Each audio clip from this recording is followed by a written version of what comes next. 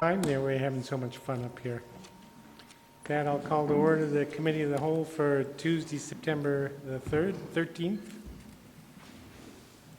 Any changes to the agenda?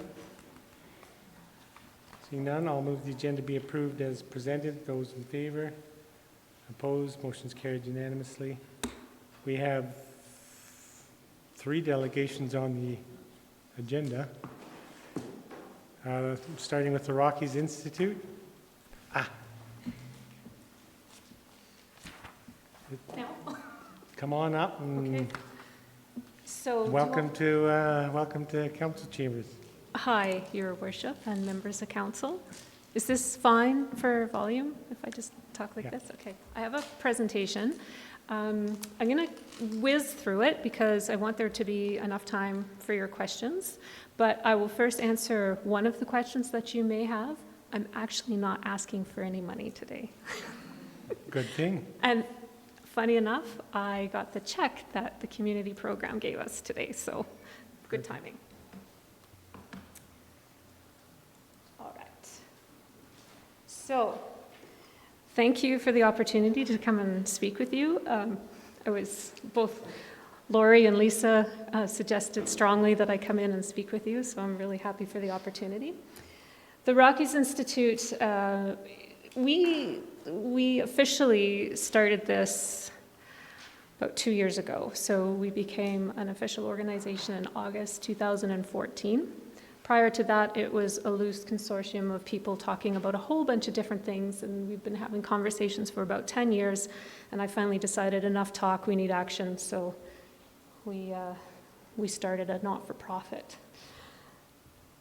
And it morphed a little bit because we started with conversations about, well, maybe we need to do some stuff about science, and we need to communicate better about what science is happening in the world. And then as that conversation was going on, the dialogue about climate change started to really take hold. And even though there's many people who have known that climate change has been coming upon us, for us, we weren't even using the words. In fact, when I started the first narrative about the Rockies Institute, I didn't even use the words climate change because I was worried that that would be a deterrent to people in Alberta.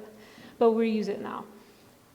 We're focusing on resilience building and adaptation because there's a lot of people in the space of mitigation already, and I think they're doing a lot of good work, and I hope that they solve some of the problems, but I also believe that we are going to have to build a resilience and adapt no matter what happens.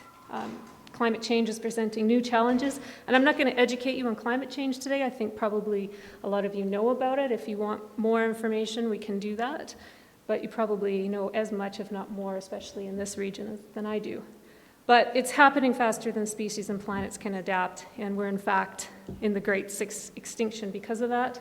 So our lives, our economic viability is going to depend on our ability to be flexible, adapt, and make informed decisions. In fact, failing to adapt has been ranked by the World Economic Forum as one of the highest global risks on par with terrorism. Adaptive advantage. So important assumptions that we're making is that even with significant reductions, we are still going to see the effects of climate change. So steps towards increasing resilience and adaptability will be wise in all communities. And I know you're already taking steps here, which is great. Knowledge about climate change will also become increasingly valuable. We talk about the knowledge transfers being actually one of the big things that Canada can do throughout the world. So business and communities in which decision makers are willing and capable of implementing knowledge to adapt are going to be the strongest. So new spin on survival of the fittest. Our mission, and this is just summarized, you also have this in your document, is to help businesses, communities, and stakeholders to build the resilience and adapt to climate change. Now that's a huge mission, it's broad, but it has to be because there's lots of different ways that this can look. So how will we do this? Education, deep dialogue, trust building, and fostering connections. Our organizational structure right now is a not-for-profit organization. We have just received notice that we've passed all of the the criteria, and we'll be a charitable status. We'll have our charitable status soon. So we had to make some changes in our... Oh.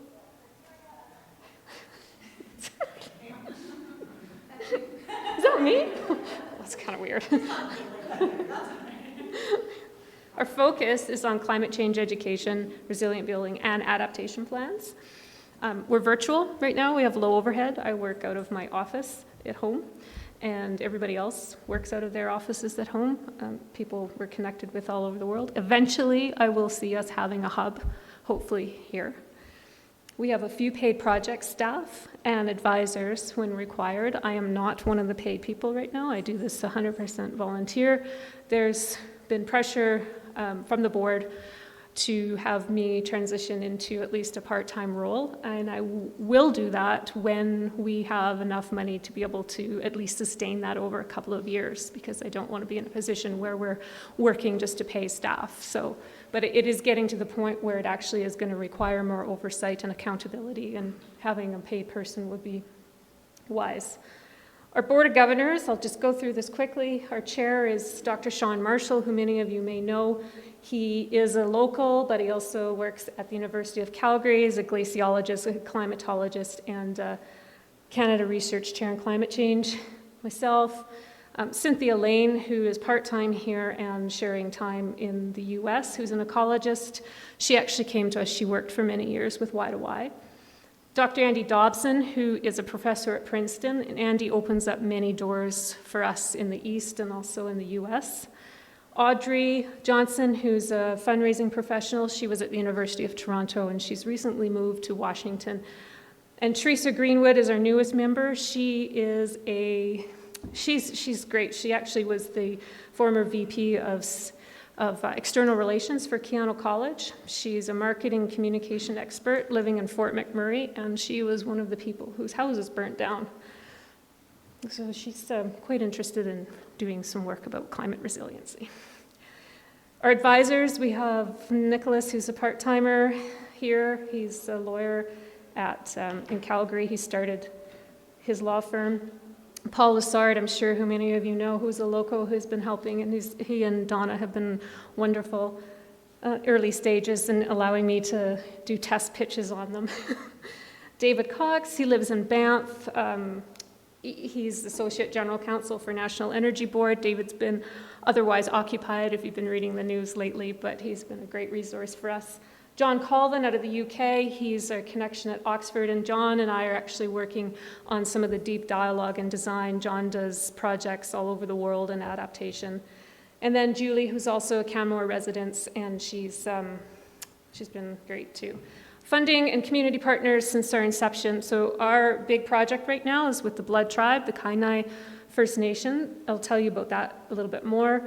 Our very first supporter was the US State Department, because I'm an alumni of a program, so we had funding that was easy. And then you guys last year.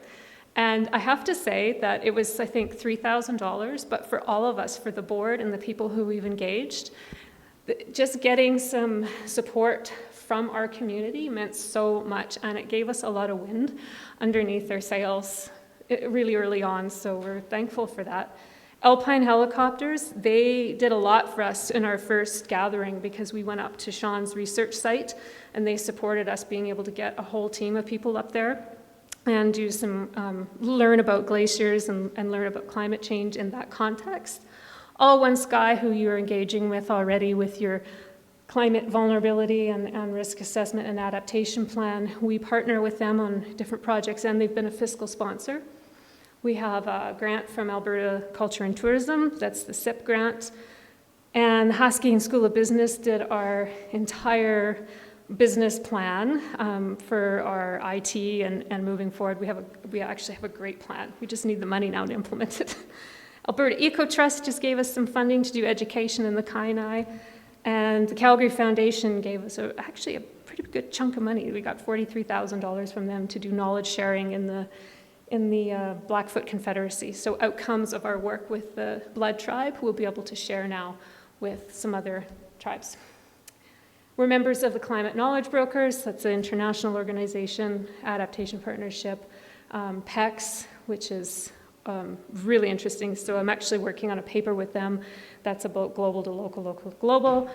And Nairobi Working Program on Adaptation, where I'm a focal point with them, Mountain Partnership, and we are a UN FCCC Observer NGO, and we will be there at COP this year.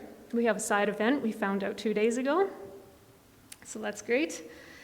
So our first project, Building Resilience and Adaptation with the Kainai First Nation. This is a little bit too much to go into, but phase one, we worked with them. We went in and we co-designed what would make most sense for their community, which I think is really becoming what our trademark is to go in and work with communities on what they need instead of telling them what they need. So we came up with that education is the most important for them right now, to raise the bar on basic education about climate change through multiple societies within the tribe, and then to do the vulnerability assessments and climate change adaptation plans. We're also doing some projects with youth and elders. We're calling it the Art of Climate Change, and it's going really well. It's slow, but it's going really, really well. And the government of Alberta has told us, the Climate Change Office said that they will be funding this and looking at it as a pilot project. We don't have the money yet, but I do have confirmation from them that that's happening, so we're pretty excited. Traditional ways are going to be helpful in navigating these complex and challenging times. The world is really interested in hearing from Indigenous people, but there's an important point to all this, because what's happened is we didn't want to hear what Indigenous people said for many years, and all of a sudden we do, and they know that. So there's going to be a lot of work in developing the relationships and the trust so that that sharing can happen for the benefit of everyone.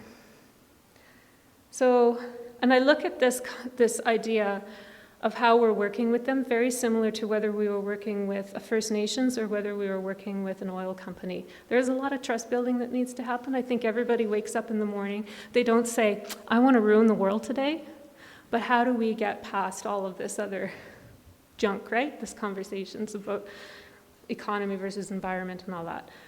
So long-term outlook, climate change exacerbates all other challenges. Global temperatures increase, there's going to be rippling effects. We know that more extreme weather, more disasters, and more stresses on municipalities, governments. Hope is not enough. We have to mitigate, adapt, and build resilience in tandem. So our vision is an informed and capable citizenship, willing to and capable of compassionate, innovative, and effective responses to climate change. It understands the urgency and uncertainty of climate change, and it requires courageous and flexible decision-making, and ensures adaptation occurs on personal, professional, and community levels in pursuit of a healthy and safe world. Our goals are to secure startup funds. So if you want to give us some money, we'll take it. We're looking for a core administration team. Right now I have, as I said, project. I do things by projects, so then we have some people that can do some admin, but we're going to have to grow up beyond that soon. Rural and Indigenous projects and new climate education workshops. So we'd like to really start being able to teach more stakeholders about climate change and explore opportunities for how they can be part of a good story. And diversify expertise on our board of governors and advisory committees. So we're looking for people who are interested in and have expertise and would like to join our board. Refine program model, including our consultancy options, because that will help us be sustainable, and build our global network. So thank you for listening, and now I'll leave it to you for some questions. Hopefully I didn't. Thanks very much for a very comprehensive presentation, and I'm really glad that you were able to be here today to share that. I'm embarrassed, but I had no idea what the Rocky Institute was doing. It's very impressive, and board of directors sounds pretty amazing. I'm wondering if you've connected with Biosphere Institute, that group there. So Y2Y, Biosphere, ACE, all the people that have been doing really great work here. We haven't, in early stages, I'm familiar with their work. Matakis also in Calgary.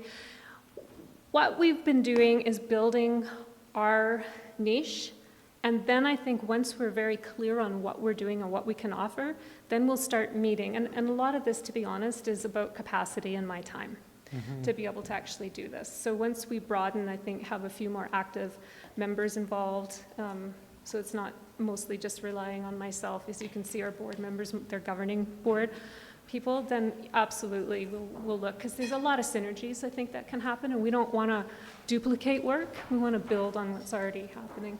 Yeah, I was thinking along those lines. I mean, the Biosphere Institute depends on a lot of grants, so in a way there'd be some competition there, but a lot of the work you're doing is similar in nature to some of what Biosphere is doing, so it'd be an interesting connection. Councillor Councillor. Thank you, Your Worship, and thank you for the presentation. I always like to hear of the wonderful expertise that reaches out to the world that's based right here in Canmore, so thanks for that. If you were doing a project focused in the Bow Valley, I'm just wondering what your perspective is to the greatest risks or challenges that we'll have to adapt to here. So good question, and I believe Laurie's been doing a lot of work with identifying some of those risks with a group of people. My personal opinion is that we'll have to be flexible in looking at those, because that can change depending on what tipping points happen with climate change. So the way I would build resiliency in this community, because it's a pretty educated community, is I would first work with a small group to identify the stakeholders that maybe needed basic education about climate change, so to avoid myths and assumptions, that when you make decisions, you want to have buy-in from the community. And then probably with the youth, get more youth engagement. So look at some projects that we could collaboratively do that might include some education sessions, but then weave in some projects that actually get youth engaged. Okay. Great, thank you. Councillor Sanford. Thank you, Your Worship. Could you just repeat your name? One of my council colleagues was asking me. I don't know if you said it at the beginning. I don't think I did. Okay, thank you. Laura Lyons. Okay, lines.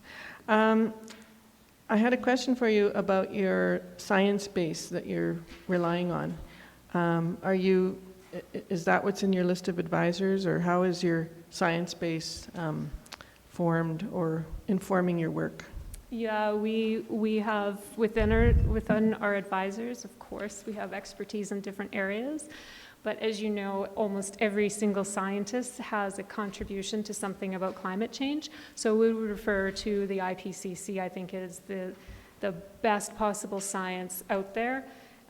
There are other views, but because all of the major scientists in the world contribute to that. So for example, the scientists we have here in the community, like John Pomeroy and Sean Marshall, they all contribute their science into the IPCC. So when you're getting those results, it includes people's work like that as well.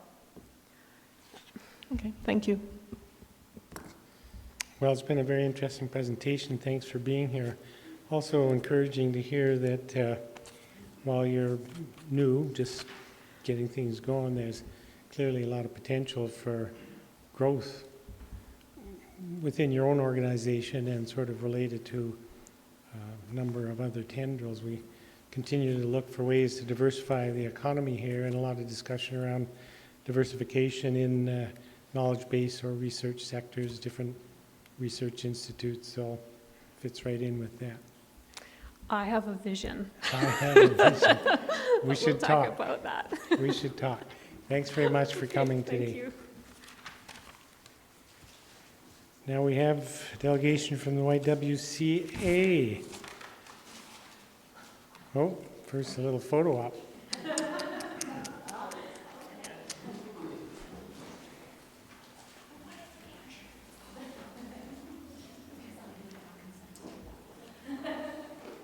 Here to hang out with the winning team, aren't you? Huh? I just before, this is Reeve McLeod, who is going to speak to you today.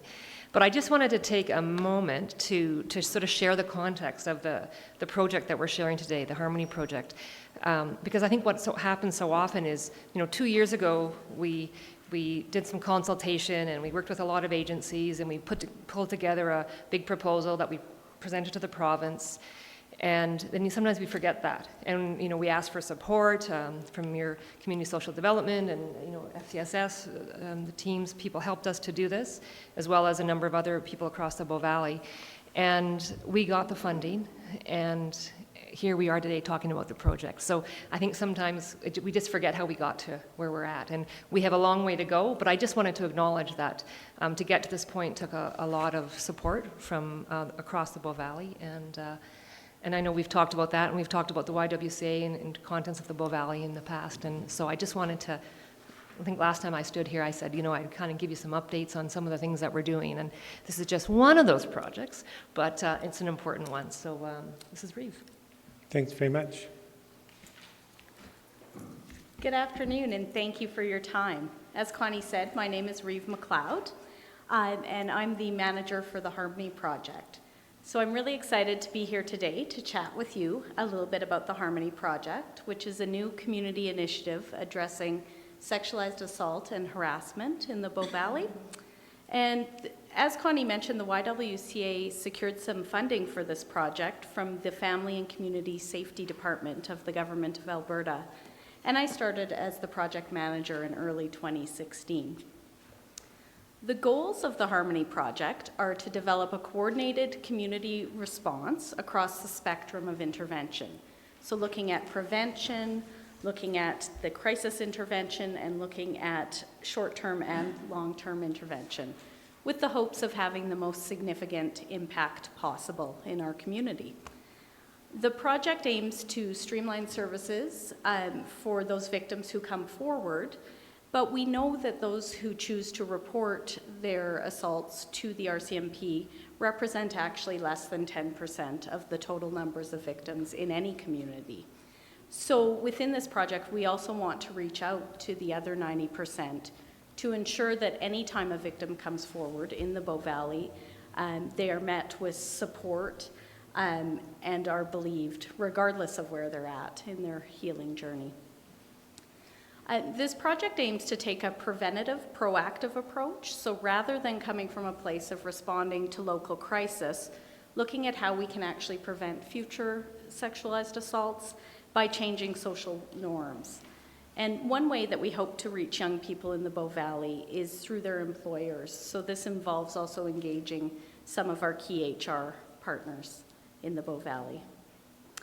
A really exciting component of this project is the aspect of community collaboration, including collaboration across some departments of the town of Canmore and the town of Banff.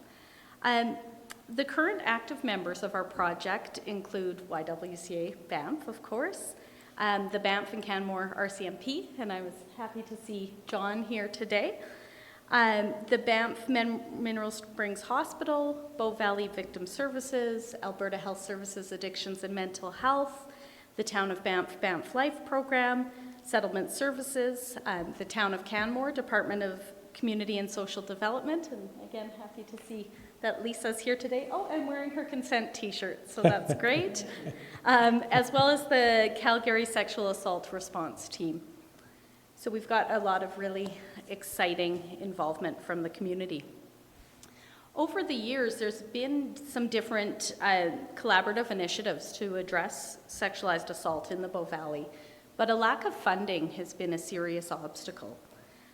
The initial funding for this project was, of course, a driver for the YWCA to start this initiative, but there's a couple of other factors that support the current timing as well. The YWCA is supported by and about to become a member of the Association of Alberta Sexual Assault Services, or ASAS.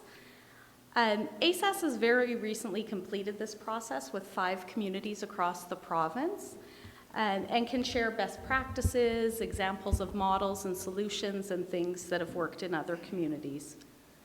There's also been a lot of recent media attention around sexual violence, so people are talking about these really difficult issues and are ready to take action. The goals of the Harmony Project also fit very well with YWCA Canada strategies around increasing safety and ending violence against women and girls. So initially, a key focus of the project involved connecting with all the relevant stakeholders in the community and determining who wanted to be involved in the project. It turns out that was the easy part. The response was extremely positive. Since coming together initially in the spring, the Harmony Project's been determining some priorities and starting to address those priorities across the Bow Valley. One of the priorities that was identified was local training accessible to service providers across the Bow Valley. We successfully applied for and received some funding from the RCMP to address this need, and to date we've been able to offer a number of different local training sessions. In fact, next week we are offering first responder training, which is taking place at the YWCA Banff on the 20th and 21st. And that training will cover myths around sexual assault, consent law, handling disclosures, and resources available in the Bow Valley, as well as the surrounding area. Future targets for training include employers and HR departments, as well as bystanders. We're also in the process of developing a working guide to streamline the client flow through services, and this working guide will be pertinent to service providers across the Bow Valley, and working on a prevention strategy to guide our activities in the coming year. Another priority on our agenda for the future is specialized counseling and support for victims of sexualized assault, which is a current gap in the Bow Valley. Over the summer months, the Harmony Project got busy raising awareness about consent and Canadian law across the Bow Valley through our involvement in some local events. Focusing on consent is a positive message about safe and respectful relationships. And instead of attempting to reach only potential victims or potential perpetrators or bystanders, it's a message that is easily accessible by everyone. You may have seen our consent t-shirts around town, which focus on that messaging. According to a 2015 survey, only 1 in 3 Canadians understands what sexual consent means. We believe we can change that number and create a culture of consent here in the Bow Valley. To help us spread our message, we've brought you one of our one-of-a-kind t-shirts today. But before we pass those out, I'd like to ask if you have any questions about the Harmony Project. Councillor Sanford. Thank you for your presentation. I wanted to ask you about the statistic you mentioned, about 10% of sexualized assaults are reported. Is that a national figure, or is that something that's... That's a national figure from the Canadian Women's Foundation. Yeah, and it's that less than 10% of sexual assaults are reported to the RCMP. And so that's what we're working with nationally as a known factor. Yes. Okay, thank you. I don't have any questions myself, but I would like to say that as a part of all that YWCA does, it's really encouraging to know you're taking on this challenging issue as well. I mean, some of the numbers you've quoted and we've seen in the press are shocking. And Banff, given the high number of transient staff out for a fun summer, has always struggled mightily with that issue. I know that. So thanks for the work you're doing and YWCA continues to do. And this t-shirt might help me figure out what I'm... How much? I also have a little walk a mile buff. Oh, a walk a mile buff. I see my outfit for Friday already starting to come together here. I've been struggling with it. I just need some... But in all seriousness, I would really like to thank you and all of the town Canmore staff I think for I all can of get your some. support for Walk a Mile. It's just, I mean, Perfect. it has just made such a difference, and we are extremely grateful. Thanks, Connie. Yeah, yeah, perfect. We can wear a team outfit. Huh? Mr. Fark, you need to get one of these. We're gonna do a team outfit. I can hook well, you we'll up. ask for now. Yeah. And there's the young fella, what's his name, the young fella? Thank you. Okay, my pleasure.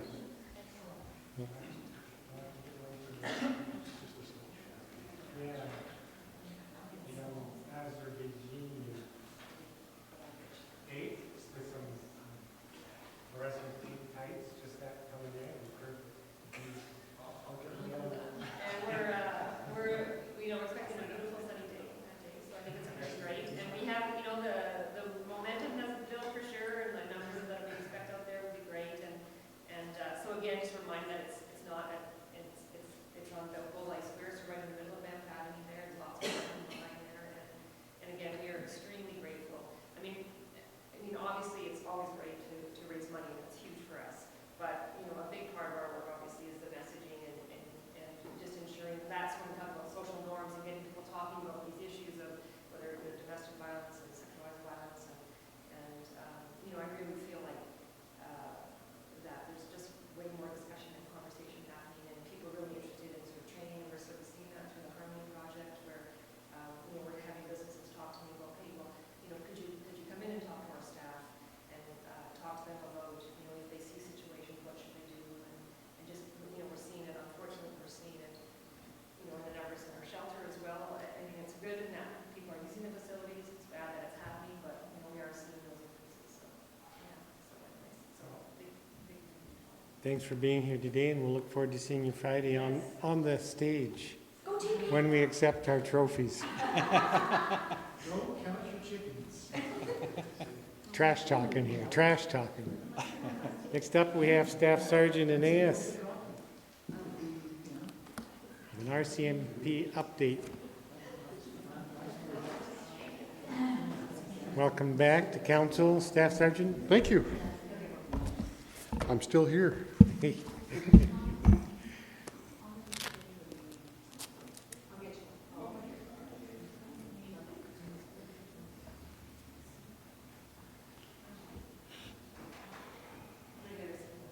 Okay. All right. It's yours. I think they're gone. Okay. Good afternoon, Your Worship, John Borman and council members, and guests and employees as well. I appreciate coming before you this beautiful September day. And you've had an opportunity to peruse some of our information that we've had already. Is there any specific questions or concerns that I can address prior to any other information I may provide? No? Do you have a report? Well, we have, I do have a staffing report. We have, at this moment, we're currently up to strength. We do have 2 impending transfers that'll happen. One where replacement is identified, and one we're looking at an in-house lateral transfer, which could result in a vacancy of one of our corporal supervisory positions, but that will probably take some time to fill. One of our corporals is promoted to St. John's, Newfoundland, so he's hoping to stay until around January. But then at that point, we'll have a vacancy. And one of the constables, she just got her notification of transfer, and her replacement has yet to be notified, but will be coming out of Stony Plain. So based on their needs of transfer, it could be as early as Remembrance Day, as late as Christmas that they arrive on site. But we're good support, good strength. When you first to September 12th, we have about 4,633 files. And in that time frame in the town of Canmore, we've issued tickets to the tune of a total of 506 traffic tickets, and they relate to not only the town, but the highway portion of the town, and also moving and non-moving offenses, whether it be seat belts, stop sign, intersection offenses, no insurance, no driver's license, and the like.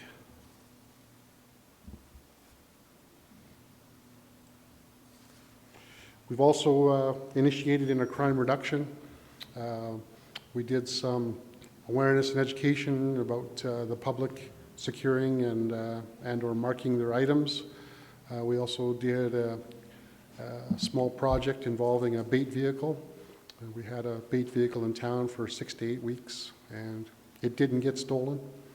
And the sense of irony is that 3 other vehicles did in the time that the vehicle was here. It's unfortunate, but that happens. Can't determine or predict what the people are going to steal. But since that time, I think we had another incident of 2 motor vehicle thefts, but that still seems to be a problem. And it's unfortunate in how the manner in which they get the vehicles. Generally, the owners leave the keys in the car and or unlocked and insecure. So that's trying to educate the public on that, not having that happen. We also have an issue in relation to spousal assaults. They've continually been on the rise. Our investigational avenue on that is simply attend, investigate, and then continue follow-up with either be charges or following up with the victim and witnesses to ensure that they're properly supported, not only through the investigation but through the criminal process as well. And generally, for the most part, the majority are out-of-town guests and visitors that come in. So those are the consistent spikes of crime that's happening in the town of Canmore.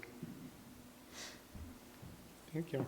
In the report that you'd filed for the service area reports, I was just looking at the statistics January to June for this year, and some of the numbers to me look pretty low. I mean, real crime.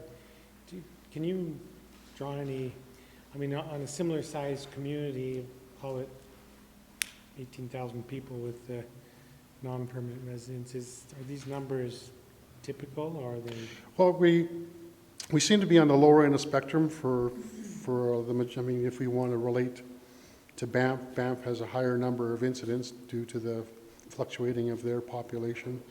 Our next community, of course, over is Cochrane, which is a much larger population base, larger police service.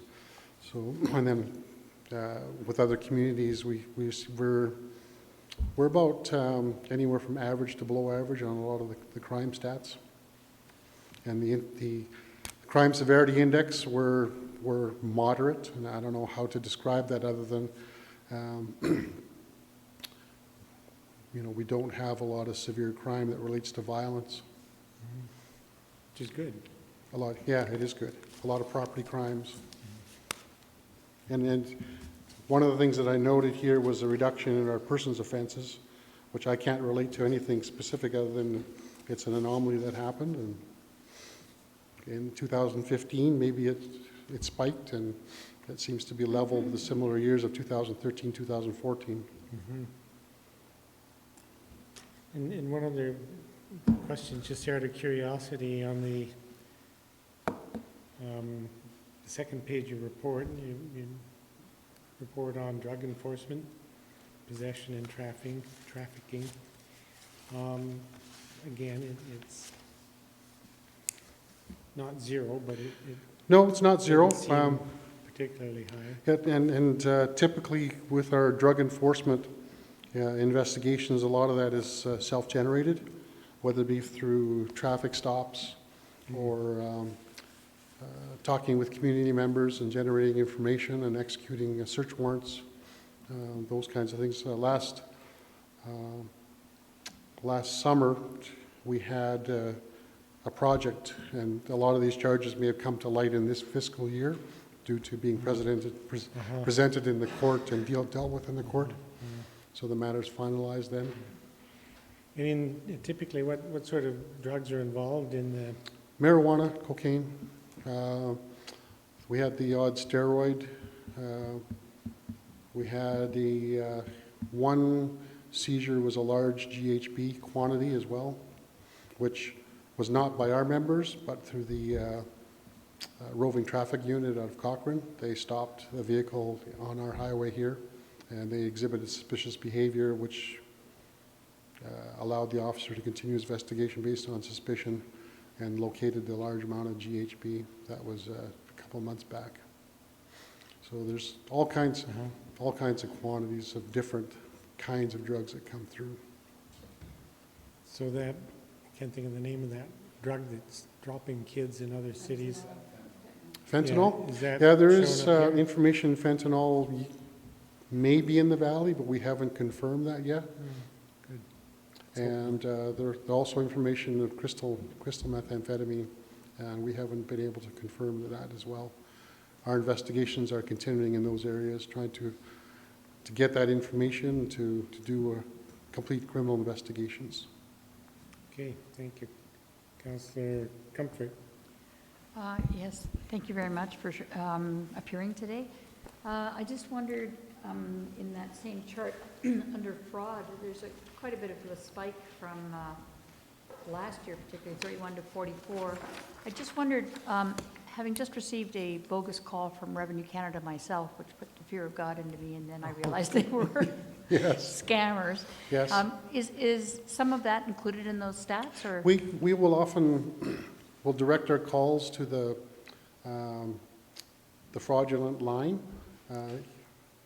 Most times the people have not been victims of fraud, but they've made us aware.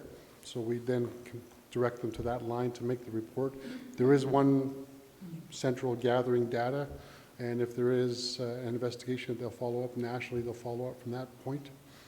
They may call to us to assist, whether it be taking statements or any evidence that has to be gathered.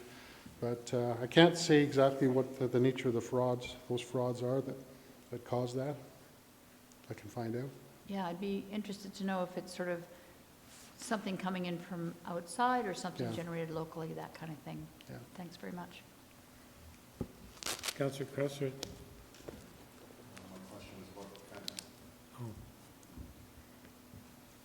Councillor Sanford. Thank you, Your Worship. Thank you for your presentation. There also seems to be a big spike in mischief to property. Yes. Are you able to characterize what those sorts of? No, I really, it's, a lot of it's minor in nature. We may have people coming, like just the other day, we had somebody come to the counter reporting what they called a motor vehicle collision, but it was actually a mischief of a keying of the car. So I mean, those things are not clear what caused them, other than it's spontaneity, and we can't identify what that is really. So it's minor mischief, or Yeah. Not necessarily extensive vandalism, just annoying? Yeah, sporadic, and it happens infrequently, more so than it does frequently. And it's not targeting any particular neighborhood, it's just all over No, the town? it's all over, yeah. Okay, good, thank you. Councillor McCallum. Whoa. He's doing this. They were giving me grief over that. Thank you, Your Worship. Thank you for coming to see us today. I have a process question. I was speaking with a constituent yesterday that called me about a child that was cycling home from school in a school zone, and a truck went screaming through and freaked the kid out, and so on and so forth, and that person called in the license plate number. How does that get handled? Well, we would ask the person who calls us if they're willing to be a witness, because based on the information that we the police didn't Yes, find committing. yeah. So based on that information, we could serve the offending, and in that case, unless they can identify the driver, we would issue a ticket on the registered owner of a motor vehicle infraction, and based on their information, that individual will then be required to testify in court. We could speak to the issuing of the ticket, and they would have to speak to the information that relates to the offense. So that's how we would take that And information. outside of that, would you perhaps contact the owner of the vehicle and say, hey, you were spotted doing this? Yes, Don't yeah, do that'd be that? part of the investigation, is to locate the registered owner, do an interview, and see if they were actually driving at that time, on that date, and in that location. And if they can't give us any information, the Motor Vehicle Act allows us to, the Traffic Safety Act allows us to issue a ticket on the registered owner. The registered owner is responsible for all actions and activities of the motor vehicle. Perfect, thanks very much. You're welcome. Seeing no further questions from members of council, thanks very much for being here today. Thank you. Appreciate you coming. This time I will turn to the minutes of the June 14th Committee of the Whole meeting. Are there errors or omissions? Seeing none, I'll move they be adopted as presented. Those in favor? Opposed? Motion's carried unanimously. Looking now at item D1, building complete streets in Canmore, Mr. Asarte. Speak right into the mic, would you? Sounds like that's been an issue.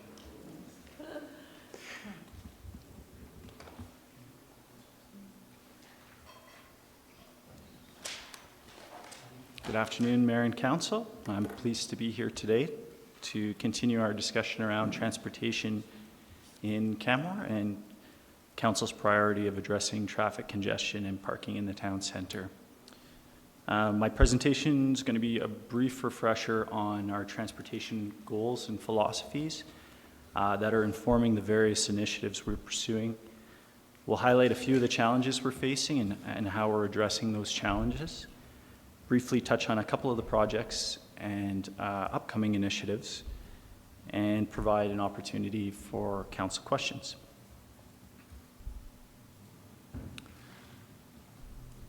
Places where people want to be will always have traffic and parking challenges. It's the reaction of communities to these challenges that directly affects the nature of those communities. In Canmore, we're limited in our options for managing traffic. We neither have the space nor the desire to create large roads and interchanges, and this is a good thing, really. The easy solution is to widen roads. Instead, we're forced to address the demand side of the supply-demand equation. We don't allow for limitless growth in the supply of vehicular traffic. Out of necessity, we need to create alternatives that are going to reduce our demand. For example, initiatives like transit, which is local transit rolling out soon. Infrastructure improvements for walking and cycling, school travel planning. This allows those who need to, want to, and can drive to do so by providing efficient, safe, and comfortable options for all those who don't need to drive or perhaps can't drive, and to create space for parking by doing the same. All of the initiatives we're undertaking fall under the larger banner of creating complete streets. These are streets that provide for a range of equitable transportation options for all ages and abilities. The creation of complete streets benefits everybody in the community, not just visitors during peak times or people during peak times. They're quieter streets, cleaner, safer, and more comfortable.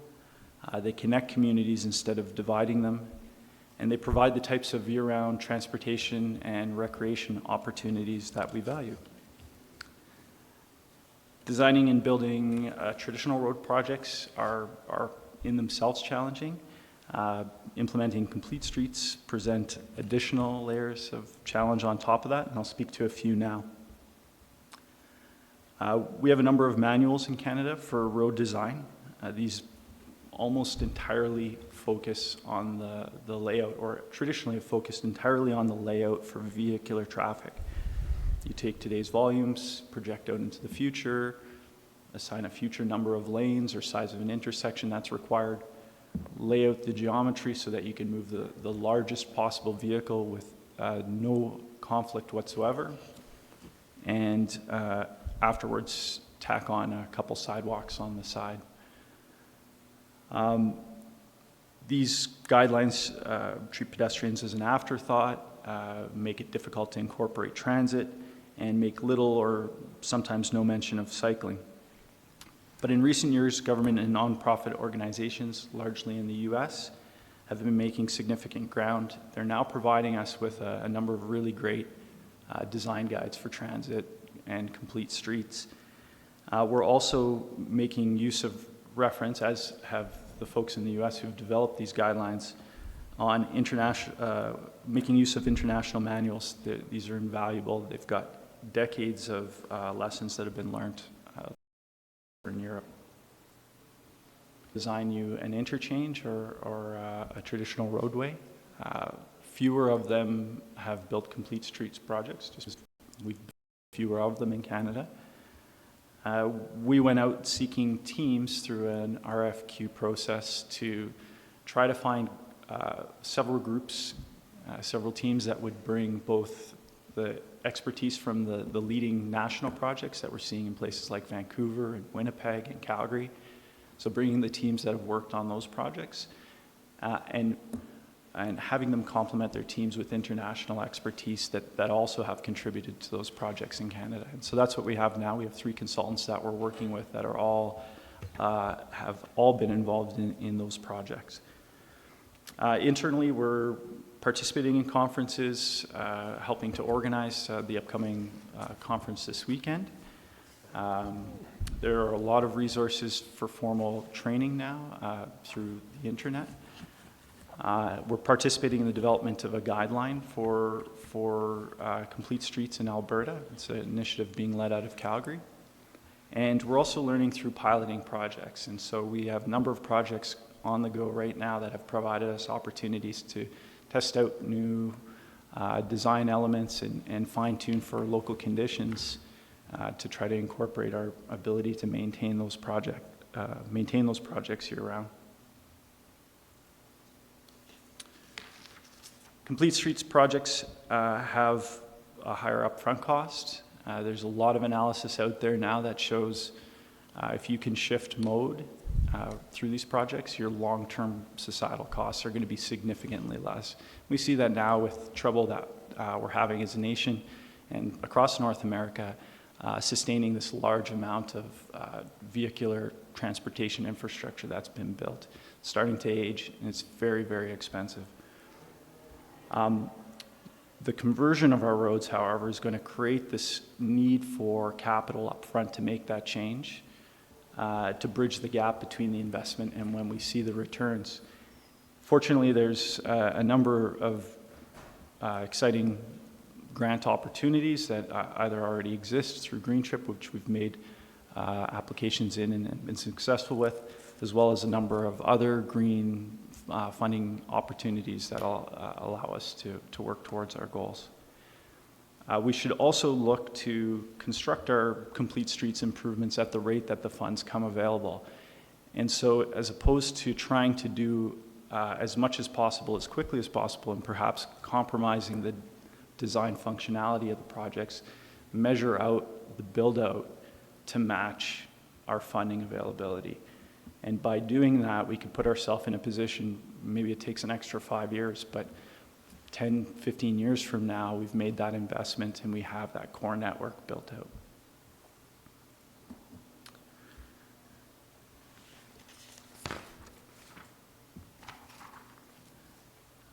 As we've seen, there's growing pains with mode shift, as we've all heard out on the streets.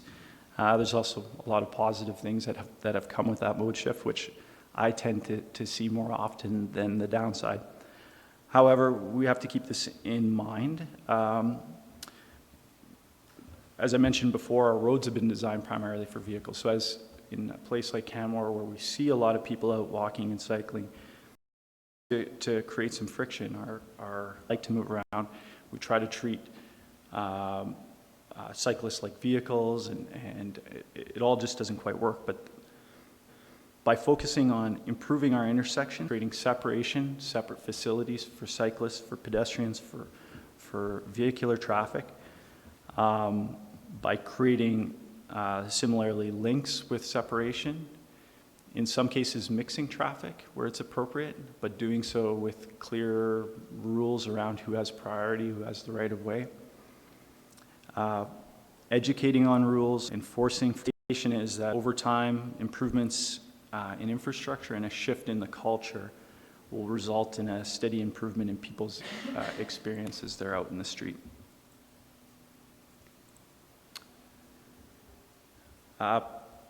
Project complexity is increasing.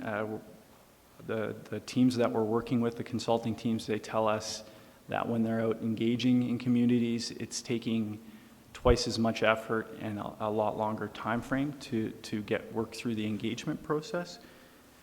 So we need to account for these longer time frames from when an initiative is conceived and when it's completed.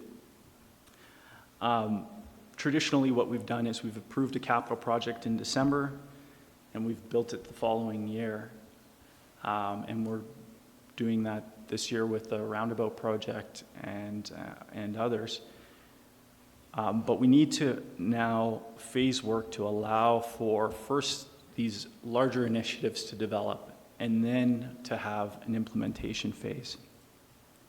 That's going to be additional time, it's going to be additional resources to do that upfront work, but it'll pay off when it comes time to actually build the project. People will know what to expect, they'll have an understanding of what the vision is, and we'll be engaging at that phase more on the details of the actual implementation. A bus stop is going to be in front of your house. Okay, we're engaging on that specific thing. We're not engaging on why we have a bus route in that neighborhood.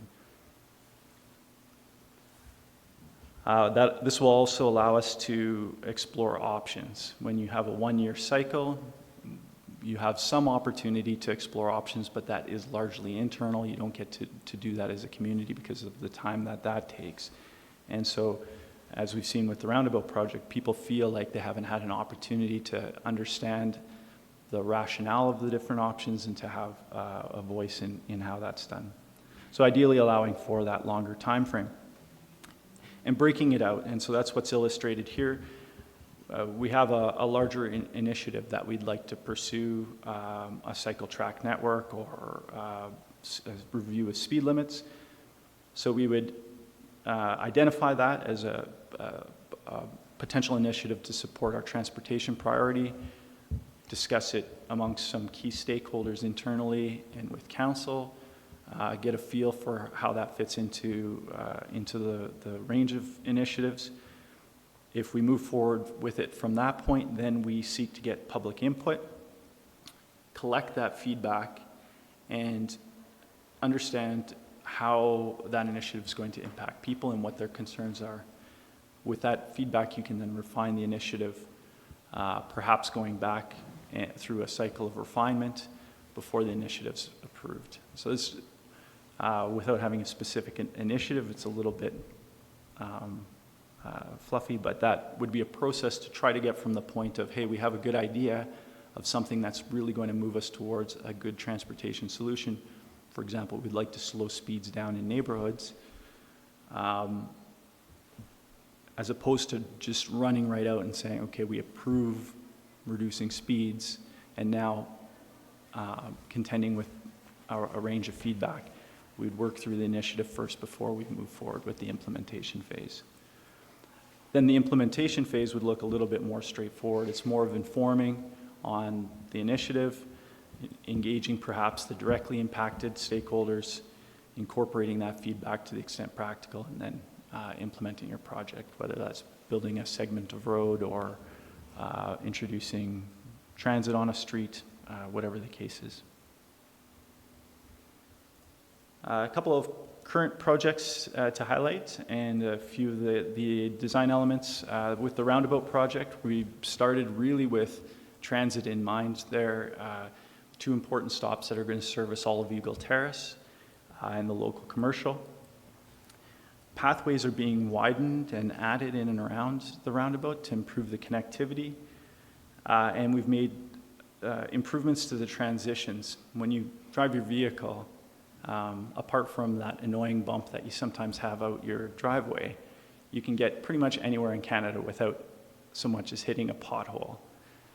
Whereas with cycling and walking and wheeling a wheelchair or a walker around, we've created numerous bumps and deflections, and so we've tried to smooth things out. And we've also looked to create refuge, and this is going to be an important design element for a number of projects going forward. Create a refuge in the middle of the road, and that way a driver only has to focus on the pedestrian in front of them, crossing, as a pedestrian, you only have to focus on one direction of traffic at a time. You can wait safely in the middle, then focus on the opposite direction of traffic. Once you've crossed a crossing partway, the traffic can then flow behind you, so that allows traffic flow to improve as well. And then you make your second part of the crossing. Really effective and fairly simple way to improve traffic flow and to make roads safer. On Bow Valley Trail, we are creating our first piece of separate protected bike lane and sidewalk. These are two facilities side by side, buffered from the road. Those facilities get plowed into a shared use facility in the winter. So this is a nice way that we can accommodate our peak walking and cycling demand in the summertime, where we have two separate facilities when the volumes warrant it. In the wintertime, for maintenance purposes, we could plow it as a single multi-use facility when traffic volumes are lower. The road width is also narrowed. That's another pilot we did first with the lines.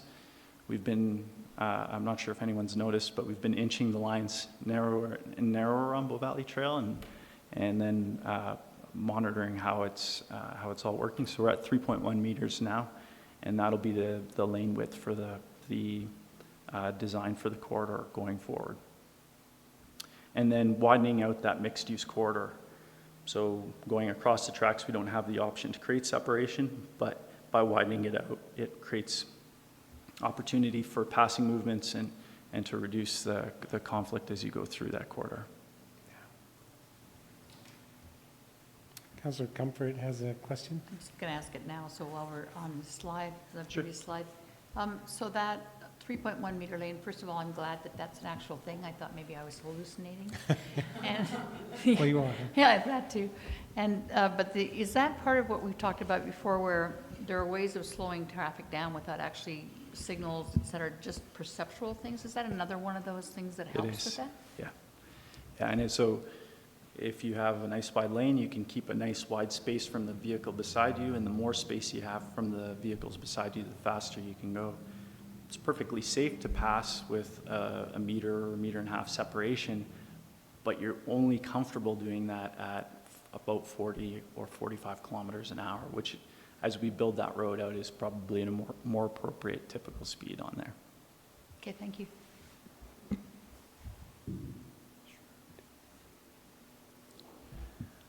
So I'll describe these briefly, but again, these are upcoming initiatives, so there'd be an opportunity to build out the ideas, get out, do engagement, flesh them out further, refine them prior to a full implementation. Complete street cycle track network planning. We have a relatively small core network of roads,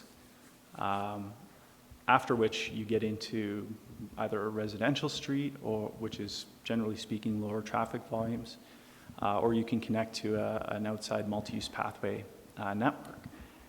It's about 5 kilometers of roadway that, if we turn it into a complete street network, which includes a separation of vehicles from pedestrians and pedestrians from cyclists, and treats those intersections to accommodate that separation, we're looking at about 5 kilometers of network. It will, for those summertime peaks, add virtually unlimited active modes capacity. You can move within that with appropriate width of facility as many people as come. And so then the work after that is really to encourage people to walk and cycle. And so focusing on things like hotel bike share, or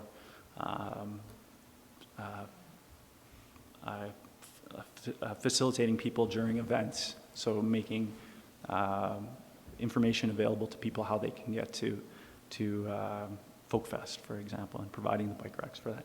That'll be the real work at that point. The infrastructure, though, will have that capacity.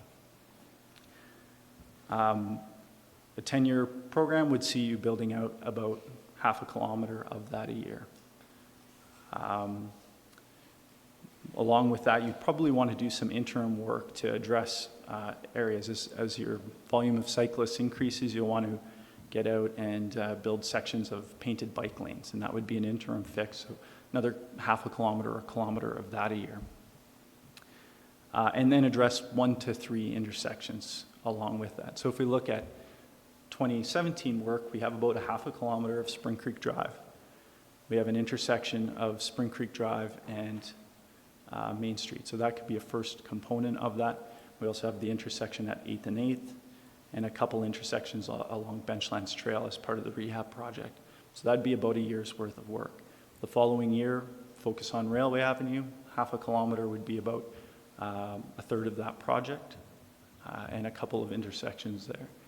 And just continue to chip away year after year.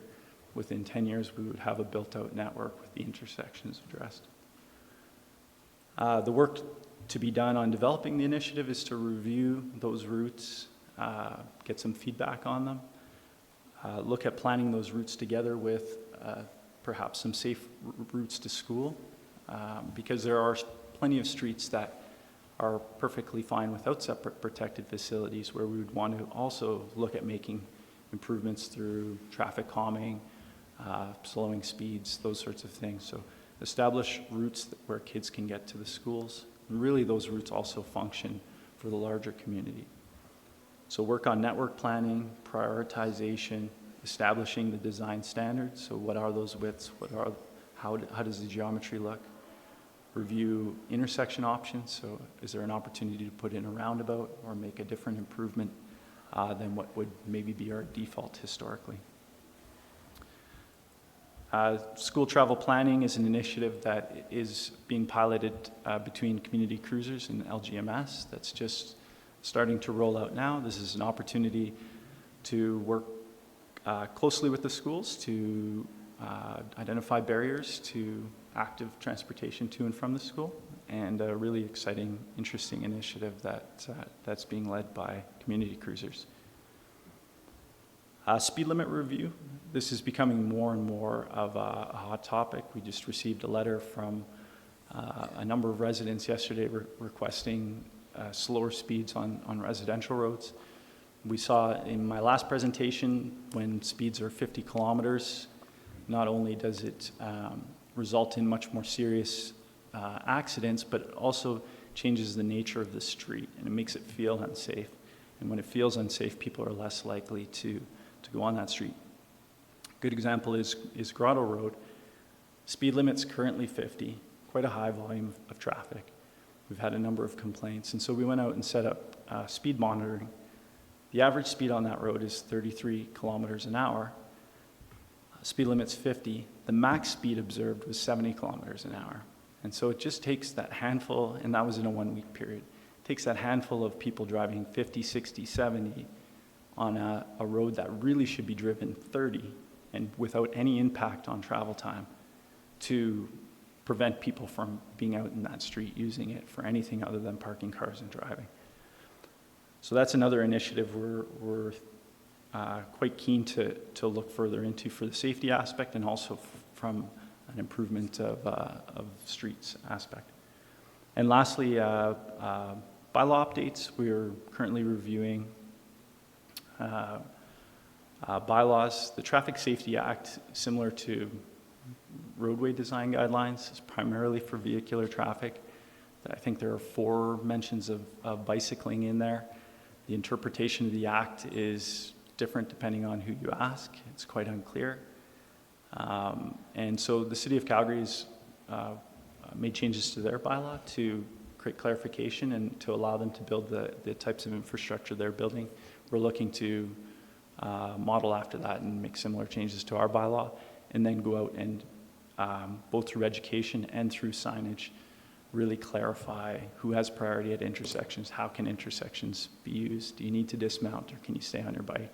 The type of things that are both potentially a safety issue if it's unclear, but also really irks people when they see people and they think they're breaking the law. It can be bothersome. So we want to get that clear, establish it, educate, and move forward. So with that, I'll open it up to any questions. Thank you very much, Mr. Asarte. I have a question you didn't really touch on, although there was some, what's in your report, maybe the wayfinding. So I see a lot of the locations are prepared. So the signs will be going in soon, or what's happening there? So Jake is saying towards the end of the year or early new year. The signs are being fabricated presently. Okay. Okay. Councillor Krausert.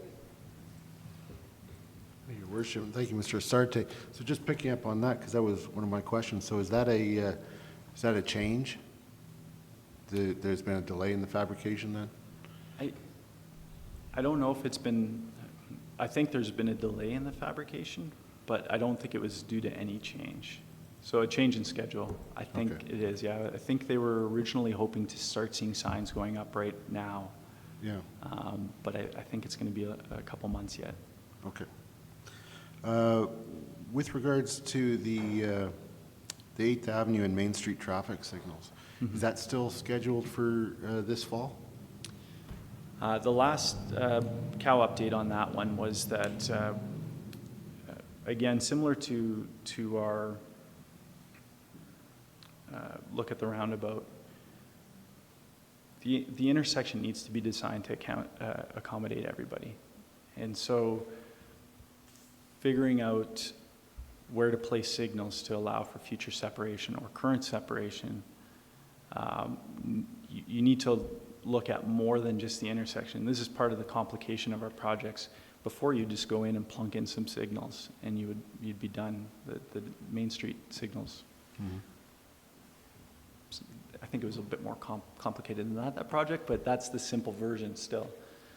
When we want to try to accommodate active modes, now you're talking about impacting parking potentially, and you're talking about needing to look maybe at the larger corridor and maybe needing to think a little bit about what the future of Main Street is. And so we've just taken a step back on that, and we have some funds under the Bow Bridge Corridor project for some conceptual work, and some funds within the signal projects for some preliminary design work.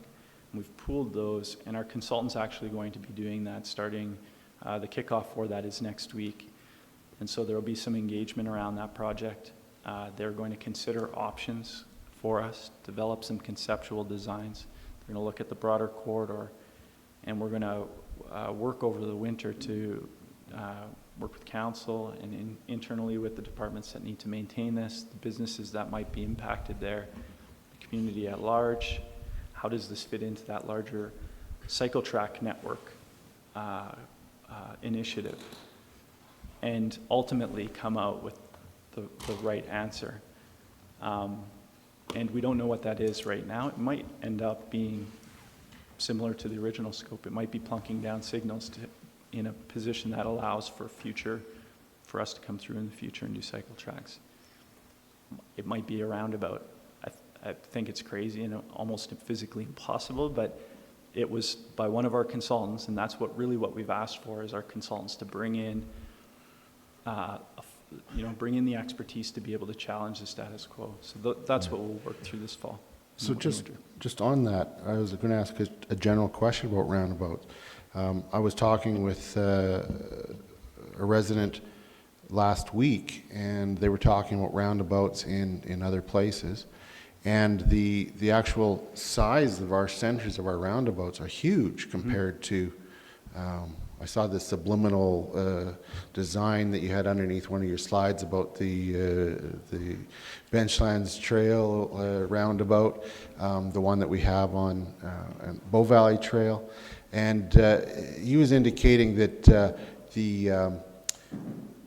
in some jurisdictions, it's actually very small. It's as small as a painted dot. Now, we're probably not as trained as and educated with regards to that system to implement something like that here, but is it possible for the roundabouts to be quite a bit smaller with, some sort of an abutment in the middle or something like that allows you to put them into tighter spaces? I think so.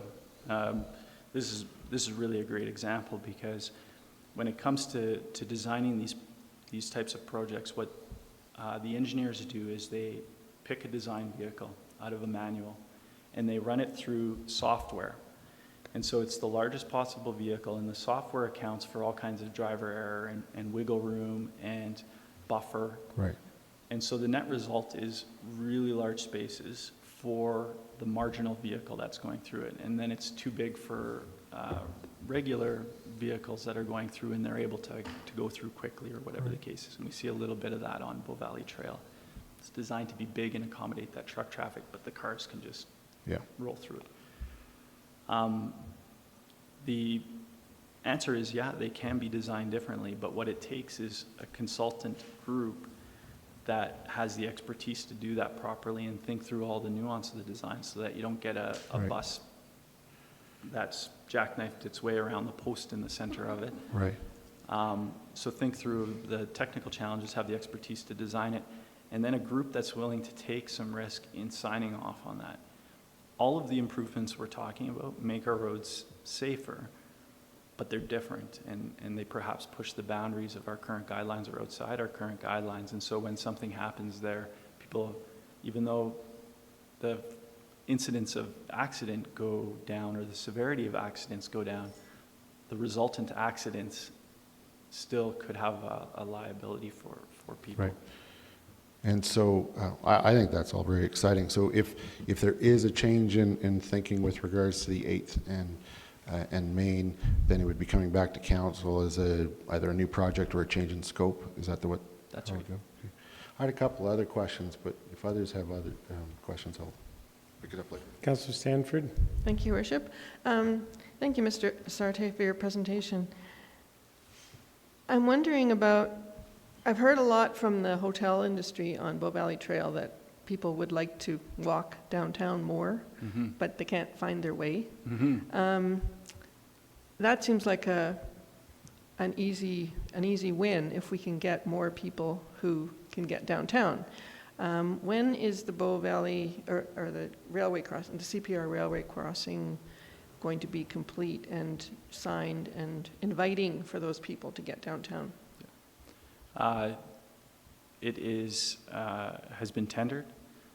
The project is closed. We're hoping to award soon. Construction would start this fall after award and be completed in the spring before peak season. At the end of that, we'll have, at least for that main intersection at the crossing and the 100 meters along Bow Valley Trail, inviting, safe, separate, comfortable facilities.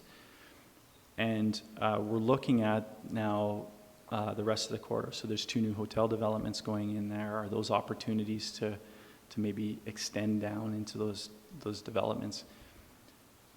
We've required those developments, new developments, to come up to the property line and raise their floor elevation to the center line of Bow Valley Trail. So these will be the first developments that will tie directly into these types of facilities. And so it's a bit of a matter of timing on that. If the hotel developments go through, that might be a strong impetus for us to approve a project to extend down, and then that starts tying into TP Town. Yeah, I'd like to see more pedestrians using that access, because if people are driving downtown and they're staying on Bow Valley Trail, that doesn't solve many of our parking problems, does it? It's a huge opportunity. They drive circuitously twice the distance and probably similar time. But as a hotelier, you can't point someone down that path. At present, it's not attractive and wouldn't be a good experience. And so when we do those kinds of upgrades, will we reach out to those hotel operators and inform them that, here's a better opportunity, here's a little walking map or communication that to encourage people to use those? Because there's going to be constantly new people who have to learn that route, right? Yeah. Constantly. But if we can... A little map that... If we can communicate that, then those people can be educated and not drive their vehicles downtown. Yep, I like it. Thanks. Mr. Fark, did you have a comment? No, it's fine. Councillor Comfort? Yes, thanks for your presentation. I just had a question about the hotel bike share. have you had any feedback from the hotels? Just have some of them launched this kind of program? I know my husband went down to Florida to see the Blue Jays and in the winter, and it was part of the package. You get a bicycle, and they got off the plane, got to the hotel, and used the bicycles or walked to the ballpark. So that just got me thinking about it. The work that's been done to date has only been internal, so we've had discussions with Alta Planning. They have one of their staff has managed a bike share down in Minneapolis, and so now is helping communities get bike share together. So we've kind of laid out the parameters of what a hotel bike share could look like, but there's the whole engagement piece now with local bike shops who could be brought in to do maintenance and life cycle replacement, and then the hotel associations. There's an appetite for it. The Malcolm's adding a bunch of bike parking and are planning on having a number of bikes available for their guests, and B&Bs are already on board with it. So I think it's a tremendous opportunity as we start to build some proper infrastructure to connect the hotels to downtown. That's our structured parking. People drive from Calgary, they park their car in these large parkades in the hotel, and they just leave them there for the weekend. And the other thing I just wanted to mention while I have the mic is I applaud you and the planning department on these, engineering department on these initiatives, because having just been in Toronto and sat on the 401 returning from Kingston on a holiday Monday afternoon, it wasn't even a holiday Monday, we were whipping along pretty good, and my husband said, wow, this isn't so bad, and then dead stop. So 4 lanes of traffic, and we look over and there's a carpool lane for 2 or more occupants in a car, and we look at each other, well, that's us. Over we go, we're zipping along, and I look over and I had an epiphany. Thousands of cars, 1 person in every vehicle. Mm-hmm. We have to get this right, like we have to. So anyway, thank you. Councillor Seeley. Thank you, Your Worship, and Mr. Sarte, I do echo Councillor Comfort's comments. Very exciting stuff that you do. Just on the Benchland traffic circle, is there an update on that? How is it going? Any delays projected, or? It's going quite well. They are currently done the bulk of the removals. They've poured their first sections of concrete. They're aiming for first week of October to be paving. They're hoping to get most of the paving done, and we're not sure they can quite pull it off. But most of the paving done in the first half of October, and then the landscaping piece will come next year, and that's a separate piece of work that's going to be completed in conjunction with some more work on Cougar Creek. Things are going well? So far, so good. The contractor is new to the community. This is one of the bigger projects that they've taken on. But so far, so good, and we're keeping a close eye. And I was going to ask about the civic laneway later on the agenda, but since you're here, maybe it'd be a good time to get an update on that. Sure. Civic laneway, it's been in pilot mode for the summer. No real issues with that. It's really just come down to resources to be able to get a design together for that, and so we'll work on that over the winter and aim to get that work done before May Long next year, ahead of the busy season. Great, thank you. Councillor Krauser. Thank you, Your Worship. Mr. Asarte, you mentioned going a half kilometer at a time, and then you specifically mentioned with Railway Avenue, a half kilometer is about a third. So it would do the entirety of the Railway Avenue over the course of 3 years. Is that half kilometer driven mostly by available funding then? Mainly, yes. And in the case of Railway Avenue, from 17th around to Bull Valley Trail, so okay. The C portion of it's 1.2 kilometers. Okay. It's going to be partly funding, partly just staging it for traffic impacts. Right. We don't know exactly how that'll be split yet, so at this point it's 1.2 kilometers divided by 2. So it could be 2 or 3 years. The third section would be from Bull Valley Trail across the highway and tying into the north side. So and then figuring out the priority for those improvements. Okay. With regards to the speed review, I do encourage that. One thing that has become obvious to me, and it goes back to what you were saying about the how the road makes you feel, right? I was noticing with what our neighbors have done with their 30 kilometers everywhere. In a residential zone, it feels perfectly normal. You can go, that stretch along the hotels there, double lane each direction, incredibly painful to go 30 kilometers an hour. And it's hard to get down to that.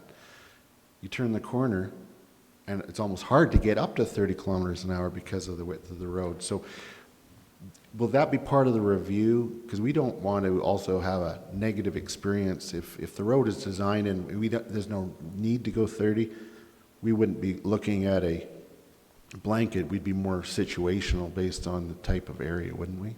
We would, yeah. I think it's really important to match the design to the requirement. Yeah. We don't have long distances, but you don't want to be driving a kilometer at 30 when there's no conflict and the roads accommodates that safely. And that's the general philosophy of the folks that are ahead of us in Europe, where they've been doing traffic calming for a number of decades. Create corridors where vehicles can efficiently move through. Yeah. And where it's inappropriate for there to be high speed, bring those speed limits down to 30. So we will review our main corridors as well and confirm it might be a section that's slower speed, but generally speaking, if it can be a higher speed, we'll keep it that. And where we can, match the physical design with that speed, because that's what really makes it comfortable to drive or not. We get so many complaints about the Bow Valley Parkway because it's not designed to be 50 kilometers an hour. It's designed to be much faster, so you feel like you're constantly fighting yourself, right? Exactly. Okay, great. Thank you very much. Councillor McCallum. Thank you, Your Worship. Thank you for your presentation. I just wanted to understand a little bit more about the bike share that you were talking about. Is it a bike share that is envisioned from hotel to hotel, or is it more of a community bike share like the SOBI? At present, it's a bike share, so the bicycles would be parked at a hotel, and they would either be leasing them or owning them and paying some kind of monthly fee for that. Their guests then would take that bicycle out and return the exact same bicycle, so they'd be signing it out. So it wouldn't be a community bike share like you see in Vancouver. Or Hamilton. Or Hamilton. and that's just really thinking through what people's needs are. If people were getting off of an LRT and needed to then finish their last 2 kilometers of their trip, that's when these inner city bike share programs really shine. In Canmore, most people are traveling a short distance to a destination and they can take their own bike for that. And our visitors who are arriving by car, it's going to be hard to get them out of their car onto a bike share bike and then driving around. Perhaps in an intercept lot, something like that may work, but I think the low-hanging fruit and the real opportunity in the short term is to get bikes in hotels and just have hoteliers encourage their guests. They then do all the management of, they can keep the helmets and and encourage their guests and provide their guest maps. And that's a big part of the traffic that if we can get that off the road, it's going to help out the town center. So is that sort of what Spring Creek is doing? Because they have, 4 bikes right now? Exactly, yeah, and they'll add to that with the Malcolm. Yeah. Pardon me, sorry? They have a number of bikes right now for their guests, and they'll add to that with the Malcolm Hotel. Oh, okay, the ad. Okay, perfect. Thank you very much. Okay, I see no further questions, so thanks for that report. I just want to say anecdotally, it feels to me like the additional parking stalls we've added this summer have really helped. I mean, I don't know if you've got any data or feedback, but... I think we don't have any data yet. We'll have the parking study available probably in October. We'll have a draft that we'll be able to come present to council, so that might have some insight. But it would be hard to pin down. I think there's a number of efficiencies. I think the restrictions have been really informative for us, adding the restrictions to those 2 parking lots. We've seen some significant change there. All our bike racks are filling up as well.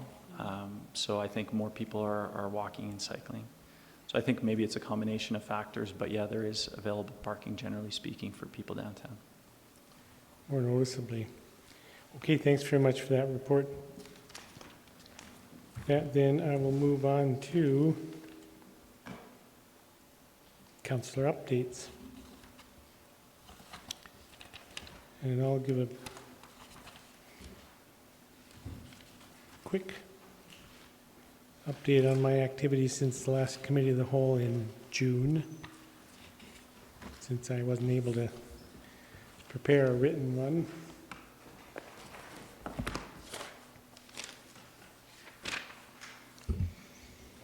So in June, I attended a CCHC board meeting that Councillor McCallum's likely talked a bit about, and there's other reports coming forward regarding. Of course, we performed there, we conducted the annual CAO performance review, some of us and all of us, depending.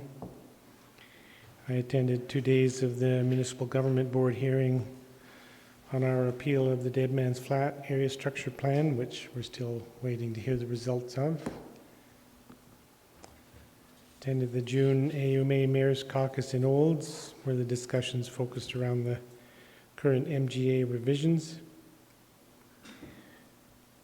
Had a lot of fun in June, June 21st, when I was involved with festivities and events in Canmore on Aboriginal Day, with the parade forming at the barracks, coming down Main Street, and drumming and dancing in the plaza, storytelling. It was really well attended, very positive atmosphere, and I think a good start on building the better relationship with the Stoney Nakoda. At the end of June, I attended the Calgary Regional Partnership Annual General Meeting, just to keep in touch with our old pals there. July, I attended several meetings and discussions related to the changes within Canmore Business and Tourism and the response from the larger business community. I joined with a group of residents, an ad hoc group, who are interested in actively working to renew stronger relations with the Stoney Nakodas in informal ways. So that's very encouraging. That continues to be under discussion. Also joined a couple of smaller exploratory meetings with a small group who are working, well, YWCA is taking the lead on discussions leading to community conversation on the possibility of a community land trust in the Bow Valley. And I was away for the second half of July. In August, continued to be involved in the meetings, conversations regarding the closing of CB&T and discussing possible next steps. There was another CCHC board meeting in August with discussions centering around completion of MacArthur Place, the next steps for lands in the Larch neighborhood, and board recruitment. Had continued meetings with the ad hoc group working on Stoney Nakoda relations. In August, one of the meetings was attended by 2 elders from Morley, Sykes Powderface, and Buddy Wesley. And I attended a meeting with the CAO of an ad hoc group who are meeting to discuss what the 2026 Winter Olympics might mean for Canmore and how to lead the conversation in regards to possible involvement from town, being able to express a clear vision for the long-term benefits and legacies that could accrue to the town, social benefits, economic diversification within the sports industry. We also had an interesting conversation by phone with a member of the administration in Whistler who shared some of their experiences prior to the Winter Olympics in Whistler. In August, I also met with Minister Ceci and Mr. Fark and our MLA to press for recognition from the province in regards to the undermining regulations and liability agreements. The minister was receptive to our discussion, but had very little background on the topic, so it was partly educational for him. And we're continuing to press on that issue at the caucus level. Another opportunity that was really rewarding was I was asked to attend the newcomer orientation welcome at the Banff High School just recently, and that's there was about 40 students, new Canadians, majority from the Philippines. These are kids who have just now moved to the Bow Valley.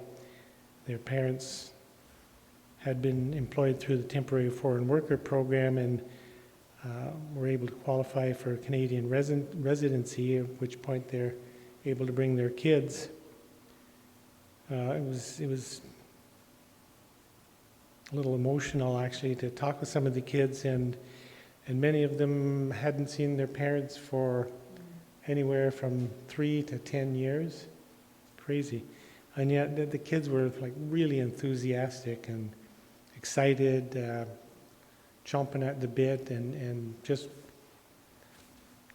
taking hold of this Canadian experience and living in the Bow Valley. It was great, and spoke to me very much about what Canada is, welcoming new Canadians. And that's all I have to report to today. Question, Councillor Sanford? Did you have a question? Okay. Unless there's questions on my report, and we can just look for general questions to other councillors on their written reports.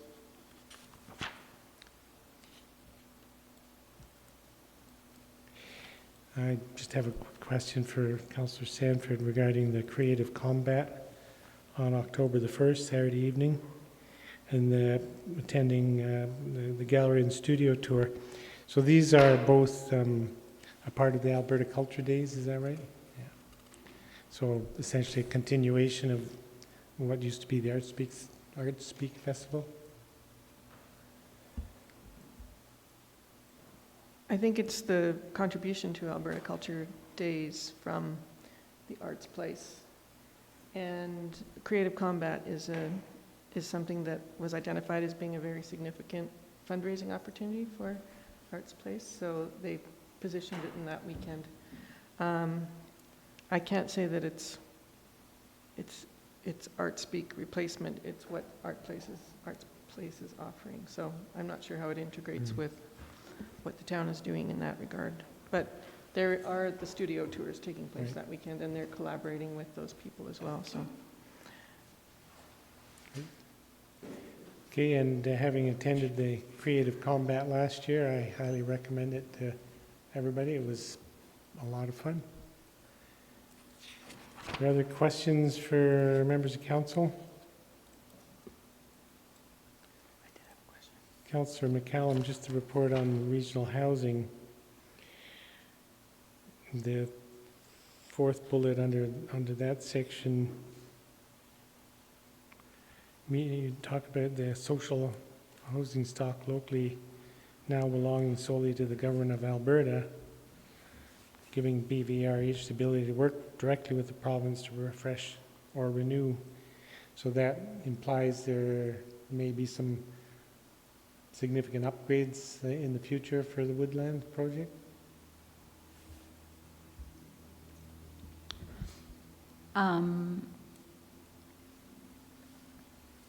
It implies nothing.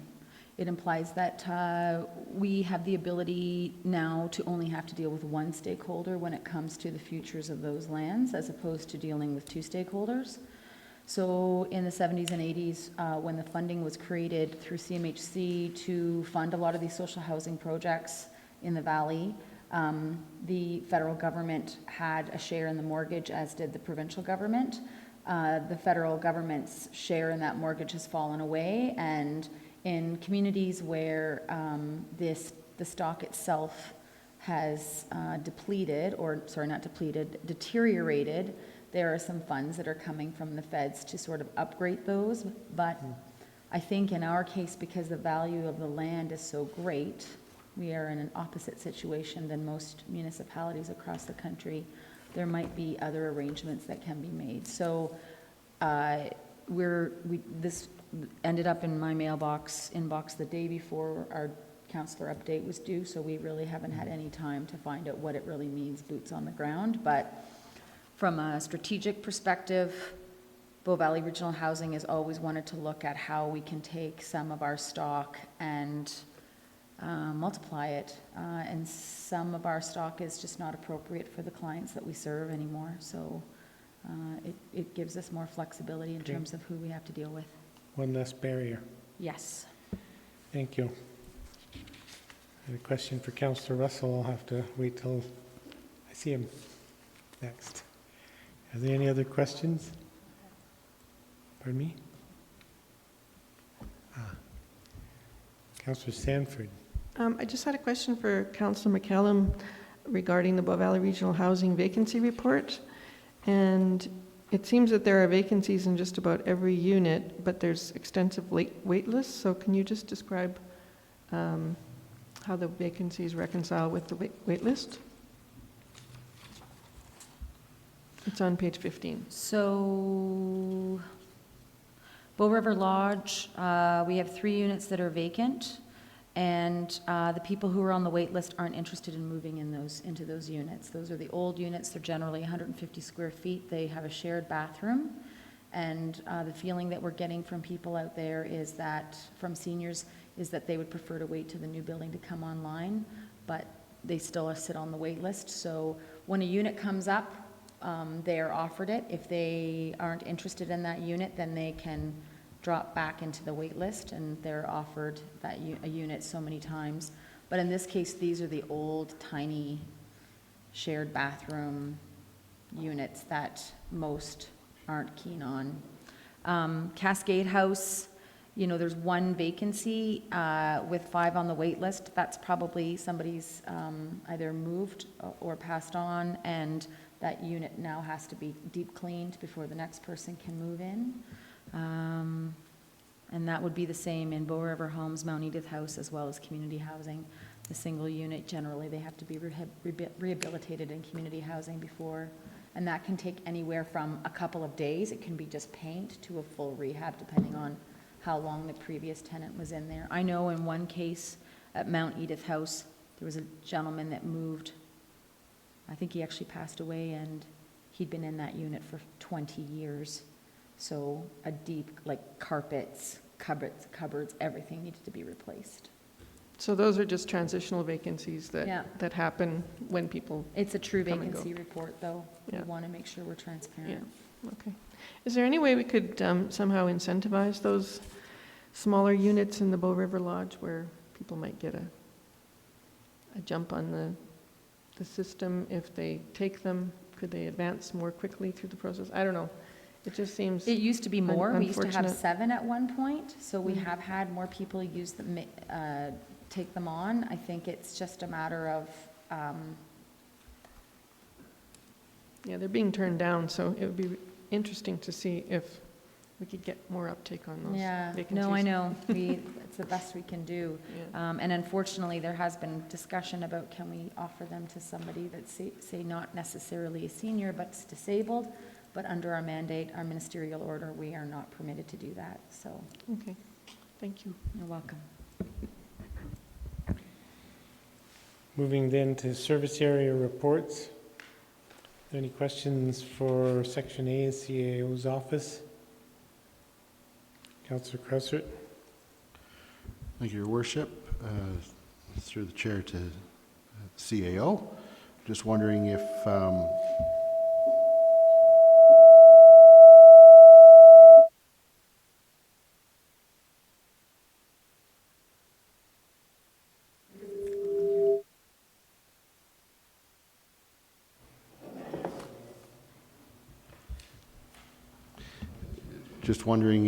there are meetings being scheduled with ministers at AUMA to advance our various discussions on resort community as well as undermining.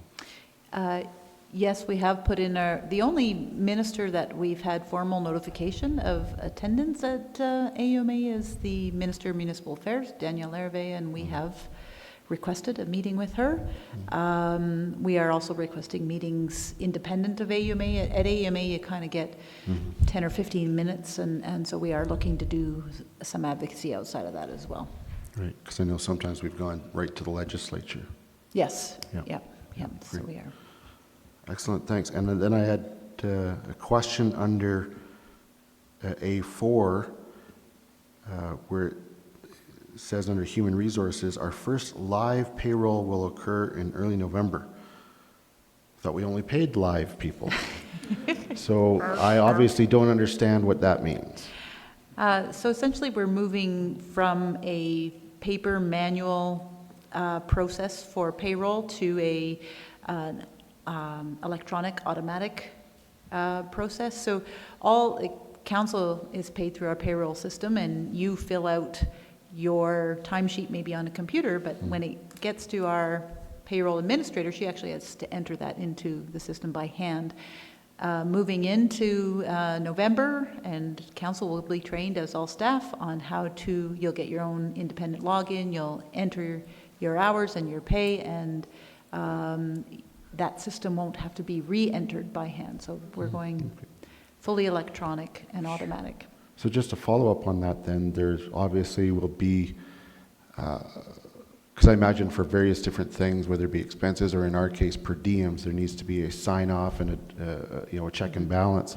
So obviously we would enter, but then there has to be the mayor, instead of going and signing off, you'd have to review something. And yeah, so fair enough. You are unique. Typically what employees fill out are timesheets or exceptions to, so office employees would only fill out that we're on vacation or we're sick a day, et cetera, and that's an exception report. Operational employees fill out the actual hours they worked and the area that they were working in, so that all of that will be done electronically. Your per diems will likely still have to be signed off, so I will have to check with our Human Resources Department to see how that's planned to be worked. Hopefully there is an electronic way to do that, so that she doesn't have to re-enter it. Great, thanks. On that other question, Councillor, I did meet with the MLA last week and advised him to be anticipating a request from the town to meet with several ministers and perhaps the Premier in the near future around the undermining issues. Great, thank you. So we're ramping it up in that way. Councillor Comfort. Yes, to the General Manager of Municipal Infrastructure regarding the judicial review. It's my understanding that an appeal of the decision of the judicial review has now been filed. And my question is, will that further delay, or will we be able to see that resolved in January as we had anticipated, or will that now entail a further delay going through the process? Yeah, so the appeal of the decision for the injunction is what has occurred, and that appeal would need to be heard prior to the judicial review hearing in January. So the applicant for that appeal has asked for that hearing to be heard on an expedited basis. We do not anticipate that it will in any way impact the time for the judicial review to be heard in January. Thank you.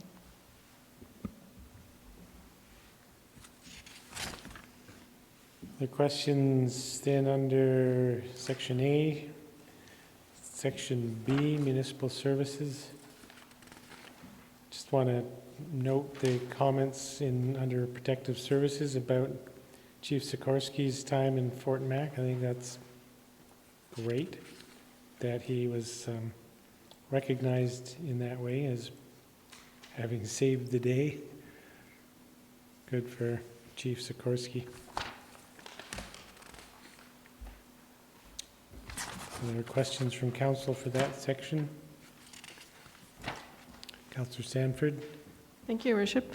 I do have a question about that where it says all the staffing costs associated with deploying the full-time staff will be recovered.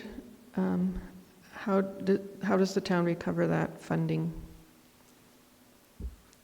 Yep, so we send out an invoice to the task force and they reimburse us. So any costs that were incurred, for example, when the staff were gone and we have to backfill those staff, those costs are sent on, anything like that we incurred is covered by the task force.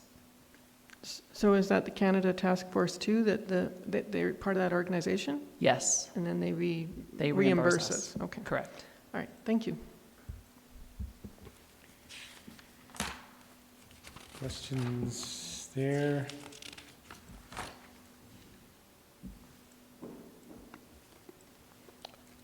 Under Section C, Municipal Infrastructure.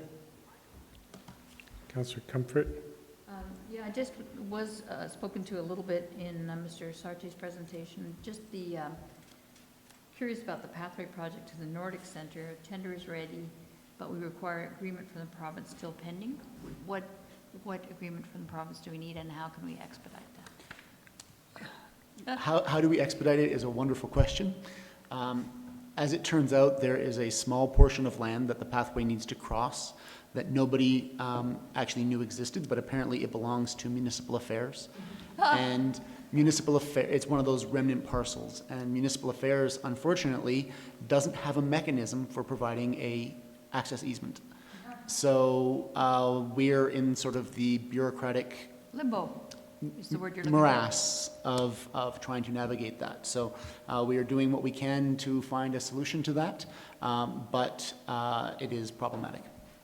So the province doesn't have the option of the famous stroke of the pen? If they are the province, after all, it is their land. Yes, but you have to identify the person who holds the pen and convince them to do that, and then lay out the mechanism for them to do that. So, and that's some of what we're grappling with for the time being.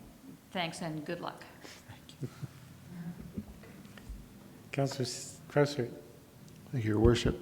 I have a couple of questions on things that aren't specifically in the report.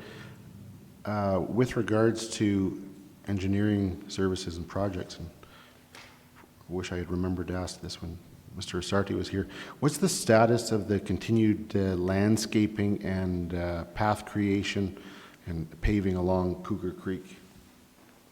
My recollection was that something was supposed to be done this fall, but is that still the case?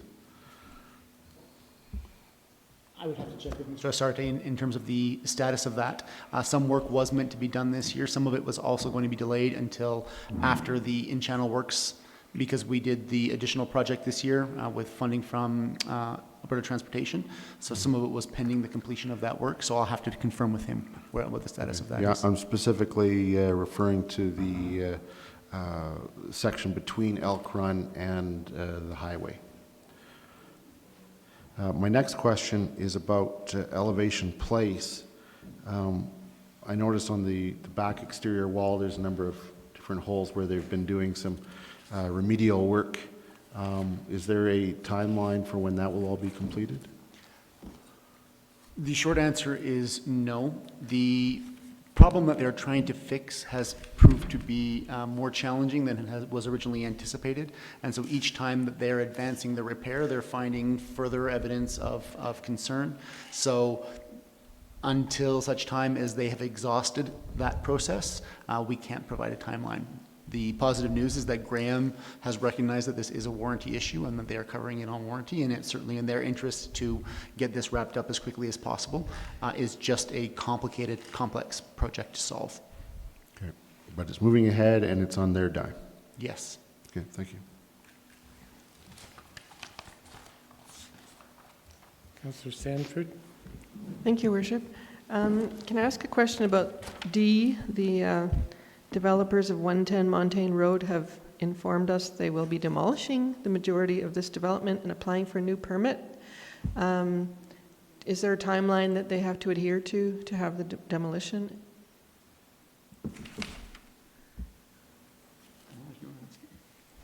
Since he came in. And of course, we're talking about the falling apart condos that have been sitting there for many years. Is that correct? Yeah, that's correct, yes. The short answer is no. We have been working with a sequence of different owners that have continually purchased the property each time, and we're trying to get them to clean it up. In the end, the current owners have deemed it to be in a state that it needs to be demolished. The majority of it, but not all of it. Some of it is salvageable. But there is no timeline. We haven't implemented a timeline. Unfortunately, I mean, the quick answer, well, I guess there's two pieces to it, very quickly, is that we'd prefer to see someone finish it rather than just have it all go into the landfill. But respecting that it's been over 10 years now since that project started, we're keen to see it completed. It's a very laborious process to issue a demolition order, and unfortunately the securities that we took at the time wouldn't cover our costs to actually do the work ourselves. So then we put it on the tax roll, and that is an option to us, but it's usually followed by a fairly laborious legal process. Is a laborious legal process redundant? I'm not sure.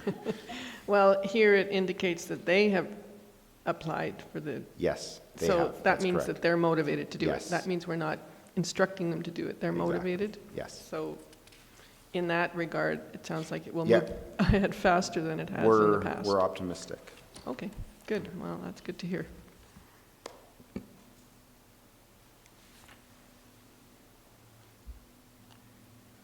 Are there any other questions in service area reports? Seeing none, then moving to the council resolution action list. Questions there? Just looking at motion 166, 2016, around 990 Wilson Way. And I can't remember if there's been a report recently on that, but So anyone? 990 Wilson Way, it was reported in a previous CAL that the transfer was complete, and it is complete. The town has ownership of that parcel now, and it is the intent of the planning department to bring forward in October a request for decision to council to designate that parcel as MR. Great, I thought that had been reported, so why is that motion still on the action list? Oh, sure.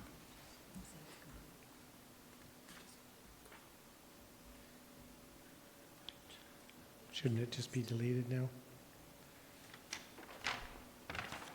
Well, but the motion there is different. Yeah. 166.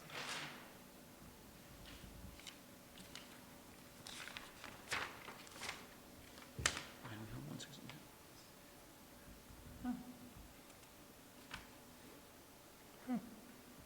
Are you using your draft?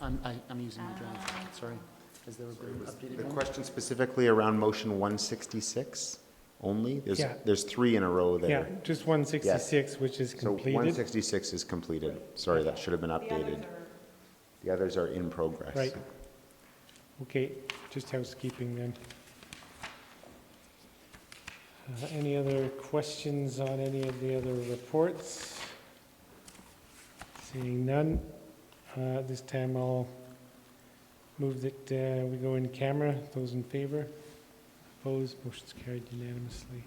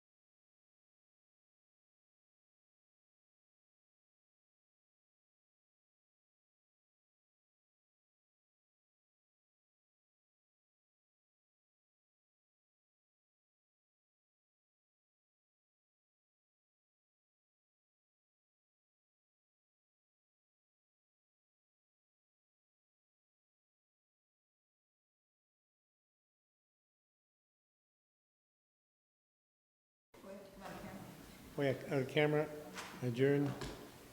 So the next thing is the public hearing at 5, is that right?